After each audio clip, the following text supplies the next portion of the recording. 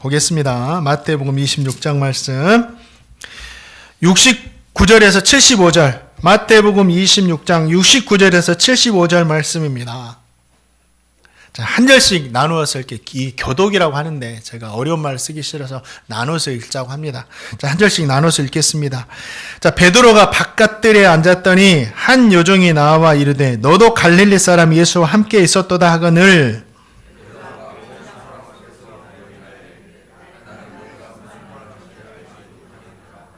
앞문까지 나아가니 다른 요종이 그를 보고 거기 있는 사람들에게 말하되 이 사람은 나사렛 예수와 함께 있었도다 하며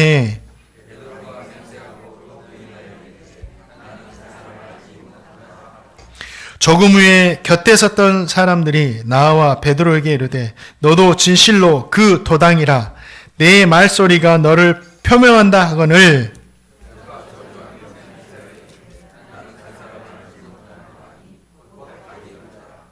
함께 읽겠습니다. 이에 베드로가 예수의 말씀에 닭 울기 전에 내가 3번 나를 부인하리라 하심이 생각나서 밖에 나가서 심히 통곡하니라. 아멘. 오늘 말씀은 절대로 주님 부인하지 않겠다고 하는 베드로가 몇 시간도 지나지 않았는데 3번이나 주님을 부인하게 되는 그런 이야기가 기록되어 있습니다. 말씀을 통해서 우리 모두에게 주시는 귀한 신앙의 교훈과 은혜가 있어요. 잘 들으시기 바랍니다. 자, 한 절씩 우리가 살펴보면서 은혜 나누겠습니다. 자, 69절과 70절 우리 함께 읽겠습니다. 나중에 여기 우리 성도님 잘 안 보이더라고요. 그래서 나중에 제가 여기다도 큰 화면, 요즘에 중소교회에서 만드는 것들 그렇게 비싸지 않더라고요. 이쪽에다 달아가지고 언젠가 여기 가득 찰 텐데 불편하지 않도록 준비하겠습니다. 자, 69절 70절 읽겠습니다. 시작. 베드로가 바깥들에 앉았더니 한 요종이 나와 이르되 너도 갈릴리 사람 예수와 함께 있었도다 하거늘 베드로가 모든 사람 앞에서 부인하여 이르되 나는 내가 무슨 말을 하는지 알지 못하겠노라 하며. 그렇죠? 자, 어서와. 반가워. 그래.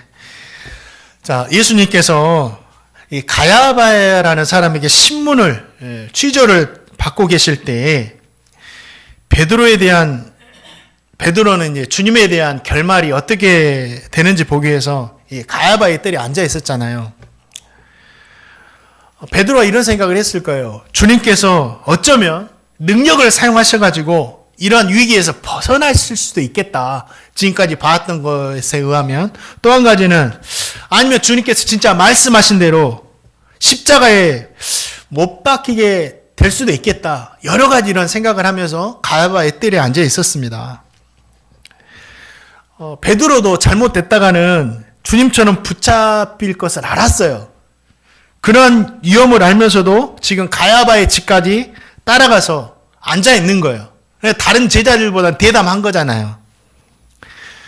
그런데 주님께서 신문을 통해서 사형에 해당되는 신성모독죄를 범한 죄를 지었다라고 언도가 되잖아요.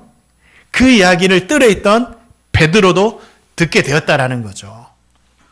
자, 그때 한 여종이 베드로를 보고 뭐라고 하냐면 야, 너도 갈릴리 사람 예수와 함께 있었지 않느냐라고 이야기하는 거예요.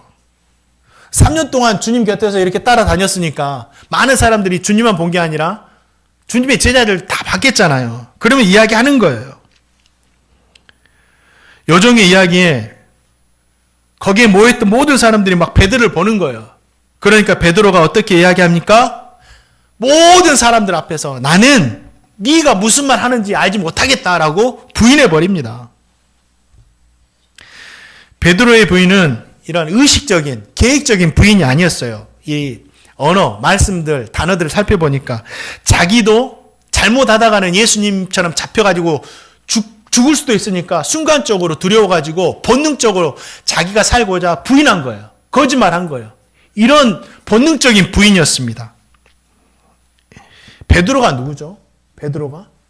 자, 항상 주님 곁에 있었고 주님과 기도하는 장소까지 함께 갔었고 다른 제자들은 다 침묵하고 있을 때 주님은 그리스도시고 살아계신 하나님의 아들이십니다. 이 고백도 했었고 바로 몇 시간 전에는 내가 주님을 절대 부인하지 않겠다라고 호언장담했던 사람이 바로 베드로였어요. 그리고 죽는 자리까지라도 함께 가겠다는 그 말씀을 하고 나서 멀리서라도 주님을 따라서 지금 홀로 앉아있는 사람이 베드로입니다. 다른 제자들과 비교해서는 참 대담한 사람이에요. 그런데 그런 베드로가 순간의 두려움을 이기지 못하고, 그렇게 믿음 좋은 베드로였는데도 순간의 두려움을 이기지 못하고 본능적으로 죽음의 위협을 느끼고 주님을 부인한 거예요. 저 성도님도 두려움을 이기지 못하고 순간순간 주님을 부인할 때가 있어요. 역사적으로 봐도. 성도들도 그렇고 목사님들도 그렇고. 목사인 저와 같은 목사님들도 과거에 이런 일들이 있었어요. 한국 교회에. 1938년 9월 9일 날 어떤 일이 있었냐면 조선 장로회 총회가 열립니다. 그러니까 조선 장로교회를 대표하는 각 노예에서 파송한 목사님들이 모여가지고 총회를 했어요. 그 총회에서 가장 이슈가 된 한 가지 사건은 뭐냐면 신사참배를 해야 되느냐, 교회에서 하지 않아야 되느냐, 이거였습니다. 이거 회의하려고 모인 거예요. 신사가 뭐죠? 신사?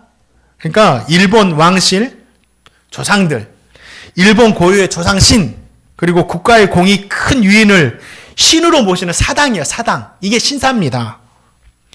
이 조선 총독부가 헌법으로 규정을 합니다. 모든 종교는 최고의 신인 천황 아래에서만 자유롭게 활동할 수 있다라고 하면서 신사참배를 강요한 거죠. 천황을 신으로 숭배하게 만든 거예요.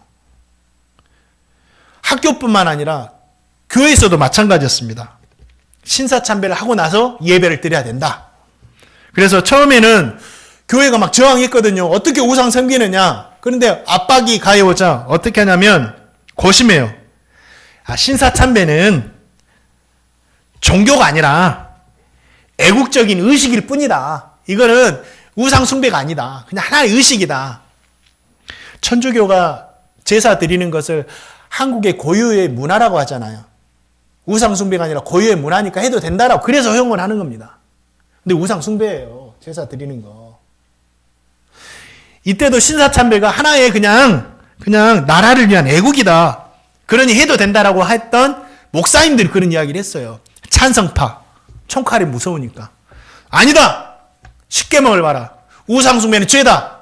우상숭배 하면 안 된다라고 반대했던 반대파가 있었습니다. 10시 50분이 되자 평양 노회장이 신사참배를 위해서 긴급 동의안을 제출하고 나서 동의를 합니다. 그랬더니 안주 노회장이 제청을 합니다. 그러면 동의 제청이 나오면 총회장은 가부를 물어야 돼요. 자, 신사참배에 찬성한다는 동의와 제청이 나왔는데 우리 회원 여러분들 가시면 예하십시오.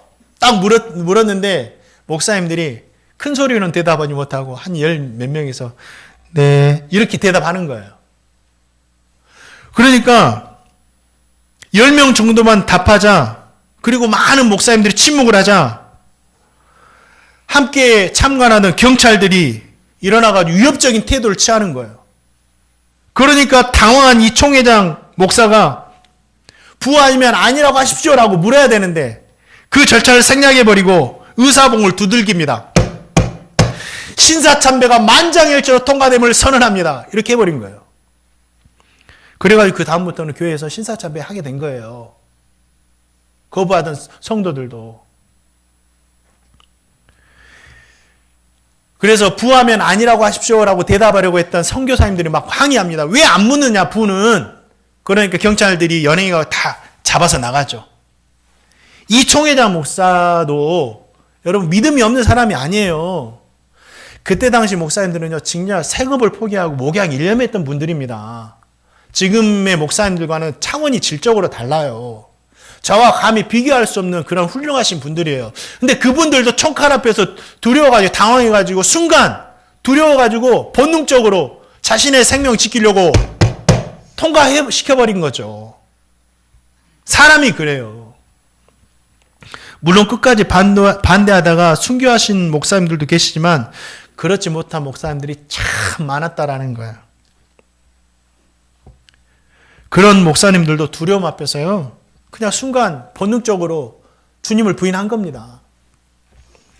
그분들 중에 한경직 목사님이라는 분이, 한경직 목사님. 한국의 진짜 존경받는 목사님이라는 불리는 분이에요. 이분이 얼마나 성자처럼 살았냐면, 종교계 노벨상이라고 불리는 템플턴상이 있어요. 이 템플턴상을까지 수상한 분이 바로 한경직 목사님이세요. 근데 이 한경직 목사님이 얼마나 훌륭하냐면, 그때 템플턴상 받고 102만 달러, 그때 당시 이 102만 불이면 엄청난 돈입니다. 근데 그 돈을 저는 1분 동안 백만장자가 돼봤습니다 하면서 북한 돕기 성금으로 다 기탁을 해버립니다. 참 훌륭하죠. 그런데 그 후에 시상식을 하고 나서 감사 예배가 열리는데 그 자리에서 한경정 목사님이 이런 고백을 해요. 들어보세요. 일제시대 때 제가 신사참배했었는데 그 죄를 제대로 참여하지 못했습니다. 일생이 짐이 되었는데 우상 숭배한 죄를 이제야 참여합니다. 상을 받고 감사 예배하는 그 자리에서 참여를 해요. 그렇게 존경받는 목사님들도 두려움을 이기지 못하고 순간 본능적으로 부인해버렸다라는 거예요. 이게 인간이 인간. 아무리 믿음 좋은 사람도요, 두려움 앞에서 어떻게 될지 몰라요. 베드로를 보세요. 주님을 부인하지 않겠습니다. 방금 전에 했으면서 무서우니까, 죽을 거 무서우니까 그냥 부인해버리잖아요. 그러니까 우리의 신앙을 장담하면 안 됩니다. 그리고 연약함으로 주님을 부인한 사람들 보면서도 정죄하고 비난할 것이 못 됩니다. 언젠가 그것이 우리 모습이 될 수 있다니까요. 그러면 왜 성경이 베드로가 주님을 부인한 이 이야기를 우리에게 들려주고 있는가? 왜 들려줄까? 이 좋지도 않은 이야기를, 3번이나 부인한 이야기를. 너희들은 그렇게 살지 말라는 거예요. 그렇지 않겠습니까? 아무리 믿음 좋아도 두려움 앞에서 순간 주님을 부인할 수 있는 존재됨을 너희가 깨닫고 정신 바짝 차리고 신앙생활 하라고 우리에게 들려주시는 말씀이라는 거죠. 사랑하는 성도님들, 저와 성도님 모두가 베드로와 같이 두려움이 올 때 순간 주님을 부인할 수 있는 연약한 존재임을 깨달으시기 바랍니다. 저와 성도님이요. 그리고 그런 사람들이기 때문에 정신 바짝 차리시고 베드로와 같이 주님을 부인해버리는 실수를 되풀이하지 않기 위해서 정말 우리 주님께서 뭐라 그랬어요? 깨어 기도하라. 네. 깨어 기도하며 살아갈 수 있기를 주님의 이름으로 축원드립니다. 그러면 우리가 주님을 부인하지 않기 위해서 어떻게 할 것인가? 또 여기에 대한 해답도 드려야 되잖아요. 주님을 부인하지 마십시오. 아멘하고 끝났어요. 그럼 어떻게 해야 주님을 부인하지 않을 수 있지? 우리 베드로를 통해서 우리가 그 교훈도 얻을 수 있어요. 자, 베드로가 부활하신 주님을 만나고 나서는요, 주님 부인하지 않아요. 죽음 앞에서도 주님 부인하지 않고 끝까지 주님 따라가요. 어떻게 이렇게 될 수가 있었을까요? 자, 요한복음 21장 18절 말씀 같이 한번 읽어보겠습니다. 우리 중고등학생들도 같이 한번 읽어봅니다. 18절 말씀 읽겠습니다. 시작.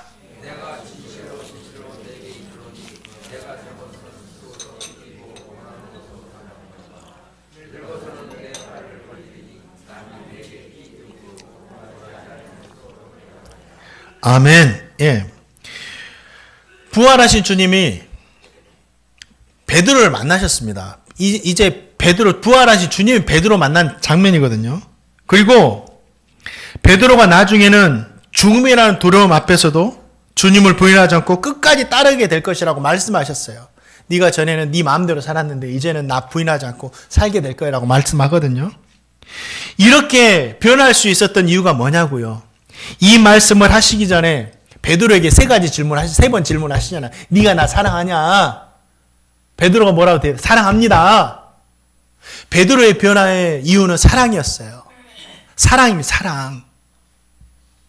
주님을 이 세상 무엇보다 사랑하고 자신의 생명보다 사랑하는 이 사랑. 이 사랑이에요. 이 사랑이 있을 때 우리가 두려움 앞에서 주님을 부인하지 않을 수 있어요.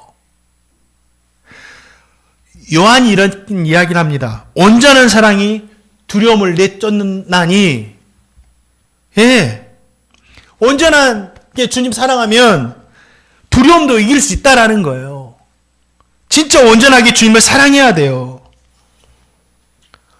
이게 얼마 전에도 제가 이걸 어떤 뉴스를 보면서 깨달았어요. 야, 두려움을 이기는 것은 사랑이구나. 죽음이라는 두려움도 이길 수 있는 것이 사랑이구나. 성탄절 새벽에 우리 성탄 예배 드렸잖아요. 성탄절 새벽에 서울의 한 아파트에서 불이 났어요. 우리 기사도 났고 뉴스도 나왔는데 참 안타까운 일이 일어났죠. 이제 아파트 마지막 그 대피 불이 나면 불길을 피할 수 있는 장소가 있잖아요. 거기까지 네 가족이 다 피신을 한 거예요. 7개월 된 아이와 2개월 된 아이와 엄마 아빠가 피신한 겁니다. 아빠가 창문을 열고 나서 아이들 좀 살려주세요. 아이들 좀 살려주세요라고 그렇게 외쳤어요. 그런데 불길이 너무 심하고 4층 위까지 있으니까 어떻게 사람들이 도와줄 수가 없는 거예요. 다 너무 안타깝게만 바라보는 거예요. 그런데 더 이상 피할 수 없게 되자 어떻게 했냐면 아빠와 엄마가 7개월과 이 2살 된 아이를 딱 품에 안고 뛰어내렸어요. 그냥 뛰어내렸어요. 그리고 아이가 먼저 땅에 닿으면 안 되니까 자신들이 먼저 땅에 부딪히게 해서 품에 안고 뛰어내린 겁니다. 본능적으로. 그리고 결과 아버지는 귀한 생명을 잃었고 어머니는 중상을 입었어요. 근데 다행히도 아이들이 살았어요.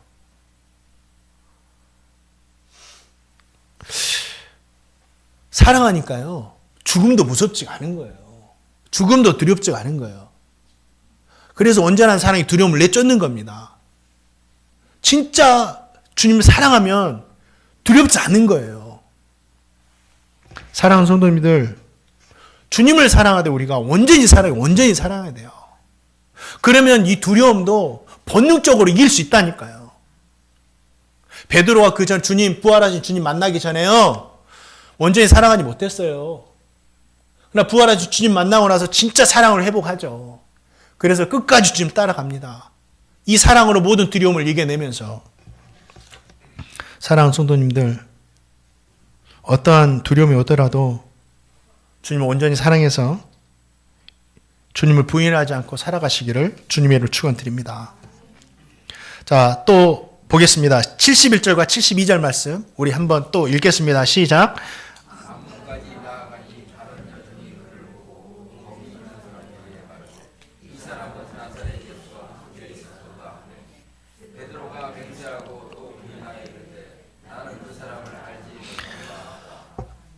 여종이 말을 듣고 베드로가 그 자리를 피합니다. 들킬까봐 무서워서. 그리고 문 앞까지 이동을 하죠. 그 자리를 피해요. 그러자 다른 여종이 베드로를 보고 야, 저 베드로가 나사렛 예수와 함께 있었다라고 이야기합니다. 내가 봤다. 이번에는 어떻게 하면 베드로가 부인하는 것을 넘어서 맹세하여 이르되 내가 그 사람 알지 못한다. 처음에 부인한 것보다 강도가 세졌죠. 주님을 절대로 부인하지 않고 버리지 않겠다고 맹세했던 베드로가 이번에는 주님을 모른다고 맹세를 했습니다. 모른다고. 여기서 사용하는 맹세는요, 웃긴 것이 하나님의 이름을 걸고 하는 맹세였어요. 내가 하나님의 이름으로 맹세하는데 내가 저 사람 몰라. 이제 그 전까지 주님이었고 예수님이었는데 사람이 됐어요. 내가 저 사람 몰라. 어떻게 이렇게 될 수 있을까요? 그 전까지 주는 그리스도이셔 살아계신 하나님이라 그렇게 따랐던 사람이 내가 하나님이라 맹세하는데 내가 저 사람 몰라. 베드로가 주님 따라가다 결말을 봤거든요. 어떤 결말요? 주님께서 신성모독죄로 이제는 상당할 것을 알았어요. 더 이상 주님에게는 소망이 없습니다. 그래서 베드로는 주님을 예수님이라고 주님이라고 하지 않고 사람이라고 이야기합니다. 베드로에게는 주님이 이제는 죽어 없어질 거니까 더 이상 필요 없는 사람이 된 거예요. 무관한 사람이 된 겁니다. 그래서 하나님의 이름으로 맹세하면서까지 모른다고 했던 거예요. 이 베드로의 모습을 통해서 우리는 무엇을 알 수 있습니까?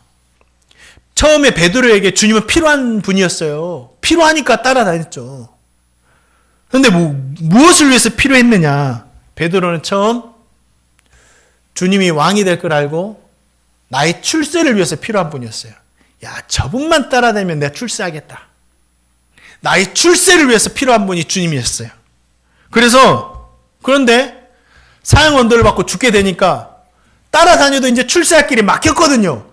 우리 출세는 그냥 같이 죽게 생겼거든요. 버린 거예요.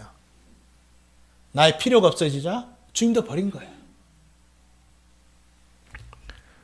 사랑하는 성도님들, 주님은요, 우리에게 필요한 분이세요. 그런데 무엇을 위해서 필요한 분이냐? 이걸 알아야 돼요. 우리의 출세를 위해서 필요한 분이 아니에요.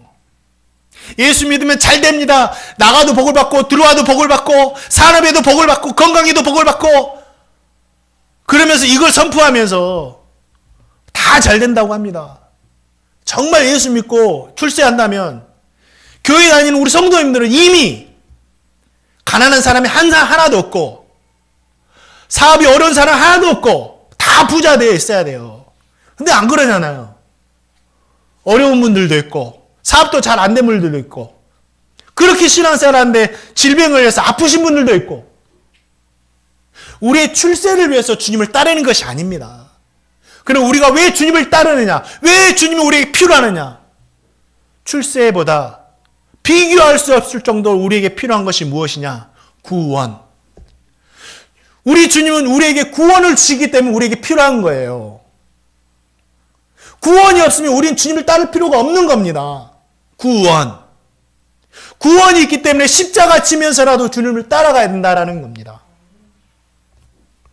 사랑하는 성도님들, 구원을 위해서 주님을 필요로 하면요, 주님을 절대 떠나지 않아요. 왜 그렇죠? 구원은 오직 주님께만 있기 때문에.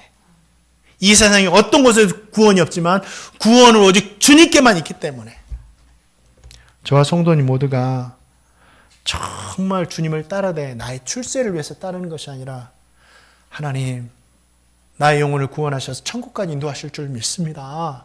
그 구원을 위해서 따르시는 저와 성도님 되시기를 주님의 축원드립니다. 이 구원이요, 얼마나 중요한지 좋은지는 우리가 이 땅에서 아니라 천국 가면 진짜 깨닫게 될 겁니다. 감사하다, 감사하다. 또 오늘 말씀 베드로의 두 번째 부인을 통해서 알 수 있는 것은 우리에게 구원을 위해서 주님을 필요하지만 주님께서도 이 구원을 위해서 우리를 필요로 하신다라는 거예요. 우리는 주님께 필요한 사람이 돼야 됩니다.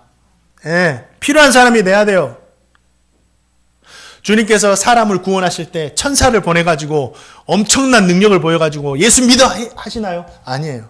엄청난 초자연적인 역사를 베풀어가지고 내가 하나님이다 하면서 예수 믿으라 하시나요? 아니에요. 성도들을 통해서 복음을 전하고 그 전도에 미련한 것으로 예수 믿게 하셔서 구원을 주십니다. 저와 성도님이 주님께 필요한 것은요, 복음의 통로, 구원을 전하기 위해서 필요한 사람이 되어야 된다는 거예요. 저와 성도님은 정말 주님께 필요한 사람이 되어야 돼요. 우리 학생들 잘 들으세요. 우리가 좋은 직업을 갖고 또 우리가 우리의 꿈과 우리의 소망하는 것들을 이루어야 되는 근본적인 이유가 뭐냐? 우리가 복음의 통로로 쓰임받기 위해서. 예. 왜 더 높은 자리에 좀 욕심을 내야 되느냐? 물론 낮은 자리에도 그런 능력이 있지만 더 많은 사람에게 영향력을 펼치기 위해서. 2024년 표어가 뭔지 아세요? 저 뒤에 있는데. 해바라기가 우리를 보고 있고 있습니다. 한번 읽어볼까요? 저 뒤에 한번 읽어보겠습니다. 시작. 구원받는 사람을 날마다 더하시는 교회. 예. 부흥. 부흥도요, 말씀을 읽어보니까 주님께서 시켜주시는 것이 우리가 이루는 것이 아니더라고요. 주님께서 구원받는 사람 날마다 더해주시는 거지 우리가 노력해서 더해지는 게 아니더라고요. 그런데 저 은혜를 받기 위해서 우리가 해야 할 게 있더라고요. 저 은혜를 주시기 전에 하나님께 성도들이 했던 것이 있어요. 날마다 모이기를 힘썼대요. 예배하기를 힘썼대요. 그래서 성도들 엄청 사랑으로 교제했대요. 그러니까 소문이 나가지고 사람이 몰려들었대요. 복음을 전했대요.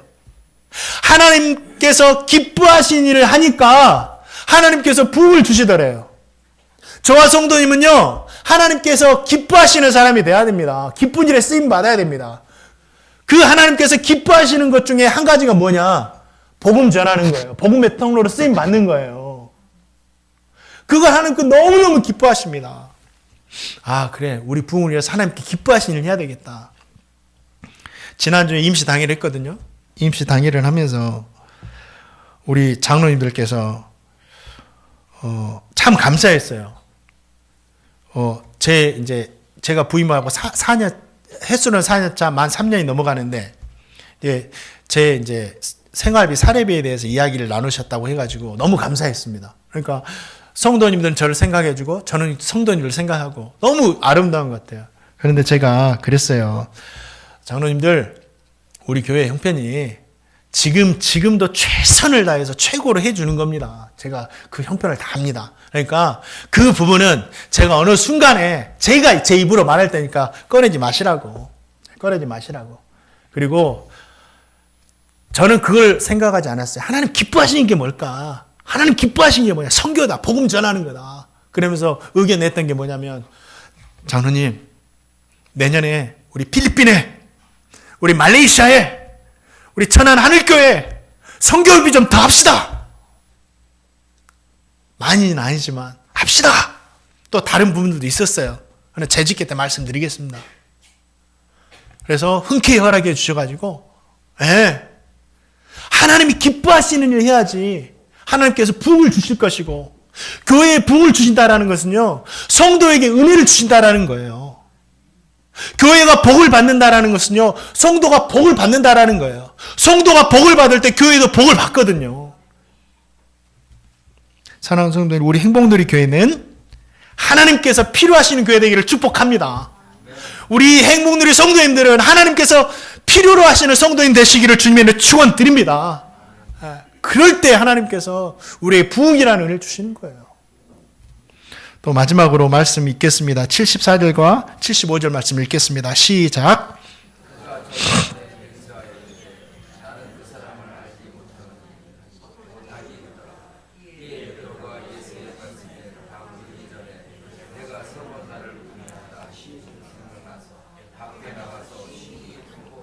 아멘. 이 베드로가 맹세를 통해서 예수라는 사람을 모른다고 하자 그 말을 듣던 이번에는 사람들이라고 하잖아요. 여러 사람들이 이구동성으로 너가 예수와 함께 했었다 막 이야기를 하는 거예요. 그러니까 베드로가 마지막으로 어떻게 합니까? 저주하면서 맹세하여 이르되 내가 저 사람을 알지 못한다라고 합니다. 이제 저주까지 해요. 근데 이거는 예수님을 저주한 게 아니에요. 원문을 읽어보면 내 자신을 저주하면서 맹세한 거예요. 그러니까 어떤 거냐면, 내가 저 사람과 함께 했었다면 지금 내가 당장 죽어도 좋다. 이 맹세를 한 겁니다. 내 자신을 저주하면서 내가 주님을 모른다고 부인을 한 거예요. 베드로가 3번 주님을 부인하자 닭이 울었습니다. 이 닭 울음소리를 듣고 아차 했어요. 한마디가 떠올랐어요. 성찬식 때 뭐라 그랬어요? 베드로에게. 베드로야, 너가 오늘 밤 닭 울기 전에 3번 나를 부인할 것이다. 이 말씀이 딱 떠오른 거예요. 닭 울음소리 듣고 나서. 주님께서 왜 베드로에게 닭 울기 전에 네가 나 3번 부인할 것이다 이렇게 이야기하셨을까요? 이거는 베드로를 너무 사랑하셔서 그래요. 베드로를 너무 사랑하셔서 그 말씀 듣고 나서 깨달아서 돌이키라는 거예요. 자, 베드로가 주님께서 이 말씀 안 해줬으면 베드로는요, 아예 주님 떠났다니까요. 보면 알 수 있어요. 처음 부인할 때 뭐라 했어요? 네가 무슨 말 하는지 모르겠다. 그 다음에 어떻게 해요? 맹세하여 이르되 저 사람 내가 모른다. 3번째는 저주하여 명세하여 이르되 내가 저 사람 모른다니까. 점점 주님께 멀어지고 있어요. 떠나고 있어요. 이 말씀 주지 않았다면 베드로는 주님을 아예 떠났을 거예요. 그러나 이 말씀이 생각나게 하심으로 말미암아 뭐예요? 멈춰섰어요. 주님께 더 멀어지는 것이 멈춰 세워졌어요. 그리고 통곡하면서 울었습니다. 그런데 우리 성도님들, 이 통곡하고 운 것이 그냥 자신의 과거의 잘못만 뉘우치면서 후회하면서 흘린 눈물이 아니에요. 이 통곡이라는 말이 시편 51편에도 나와요. 시편 51편 17절에 이 다윗이 회개하면서 쓴 시인데 여기에도 통곡이란 말이 비슷하게 나옵니다. 자, 한번 읽어보겠습니다. 시작. 하나님께서 구하시는 제사는 상한 심령이라. 하나님이 상하고 통회하는 마음을 주께서 멸시하지 아니하시리다. 베드로는요, 통곡하면서 자신의 죄를 회개한 거예요. 멈춰서서 회개한 거예요. 이것을 위해서 베드로에게 네가 오늘 밤 닭 울기 전에 내 3번 부인할 것이다 말씀하신 거죠. 무엇입니까? 저와 성도님 말씀을 듣다가 베드로처럼 우리 자신이 생각날 수 있어요. 말씀을 통해서 우리의 모습이 생각날 수 있어요. 그때는 어떻게 해야 돼요? 멈춰야 돼요. 그리고 어떻게 해야 돼요? 베드로처럼 멈춘 데서만 끝나지 말고 우리 자신이 말씀에서 벗어난 것들이 있다면 회개함으로 돌이킬 수 있어야 돼요. 사랑하는 성도님들, 주님의 말씀을 늘 들으시고 내 자신을 바라보셔야 돼요. 그리고 말씀을 통해서 내 자신의 허물이나 약점이나 이 죄가 깨달아진다면 그것은요, 멈출 수 있는 기회를 주시는 거예요. 더 이상 나가면 안 돼요. 더 이상 나가버리면 그 말씀 무시하고 나가버리면 우리가 가룟 유다처럼 아예 주님을 떠날 수도 있는 거예요. 멈춰야 돼요. 그리고 베드로처럼 통회하며 회개하며 다시 주님께 돌이켜야 돼요.